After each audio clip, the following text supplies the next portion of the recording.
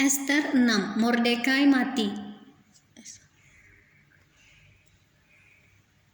Ester 6. Mordekai dihormati.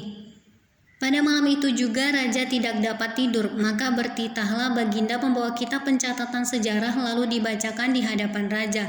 Dan di situ didapati suatu catatan tentang Mordekai yang pernah memberitahukan bahwa Bigtan dan Teres, dua orang sida-sida raja yang termasuk golongan penjaga pintu, telah berikhtiar membunuh Raja Ahasiweros. Maka bertanyalah raja, kehormatan dan kebesaran apakah yang dianugerahkan kepada Mordekai oleh sebab perkara itu? Jawab para biduanda raja yang bertugas pada baginda, kepadanya tidak dianugerahkan suatu apapun. Maka bertanyalah raja, siapakah itu yang ada di pelataran? Pada waktu itu Haman baru datang di pelataran luar istana raja untuk memberitahukan kepada baginda bahwa ia hendak menyulakan Mordekai pada tiang yang sudah didirikannya untuk dia. Lalu jawab para biduanda raja kepada baginda, itulah Haman, ia berdiri di pelataran. Maka titah raja, suruhlah dia masuk. Setelah Haman masuk, bertanyalah raja kepadanya, apakah yang harus dilakukan kepada orang yang raja berkenan menghormatinya. Kata Haman dalam hatinya, kepada siapa lagi raja berkenan menganugerahkan kehormatan lebih dari kepadaku. Oleh karena itu jawab Haman kepada raja mengenai orang yang raja berkenan menghormatinya, hendaklah diambil pakaian kerajaan yang biasa dipakai oleh raja sendiri, dan lagi kuda yang biasa dikendarai oleh raja sendiri, dan yang diberi mahkota kerajaan di kepalanya.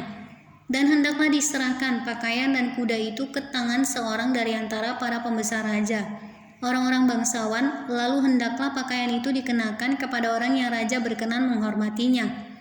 Kemudian hendaklah ia diarak dengan mengendarai kuda itu melalui lapangan kota, sedang orang berseru-seru di depannya. Beginilah dilakukan kepada orang yang raja berkenan menghormatinya. Maka titah raja kepada Haman, segera ambillah pakaian dan kuda itu, seperti yang kau katakan itu, dan lakukanlah demikian kepada Mordekai, orang Yahudi yang duduk di pintu gerbang istana. Sepatah kata pun janganlah kau lalaikan daripada segala yang kau katakan itu. Lalu Haman mengambil pakaian dan kuda itu dan dikenakannya pakaian itu kepada Mordekai. Kemudian diaraknya Mordekai melalui lapangan kota itu.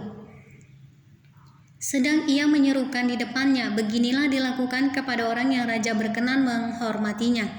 Kemudian kembalilah Mordekai ke pintu gerbang istana raja. Tetapi Haman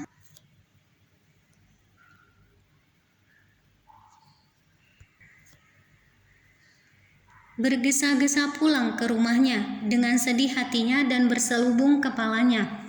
Dan Haman menceritakan kepada Zeres istrinya dan kepada semua sahabatnya apa yang dialaminya. Maka kata para orang arif bijaksana dan Zeres istrinya kepadanya, jikalau Mordekai yang di depannya engkau sudah mulai jatuh adalah keturunan Yahudi, maka engkau tidak akan sanggup melawan dia. Malahan engkau akan jatuh benar-benar di depannya. Selagi mereka itu bercakap-cakap dengan dia, datanglah sida-sida raja, lalu mengantarkan Haman dengan segera ke perjamuan yang diadakan oleh Ester.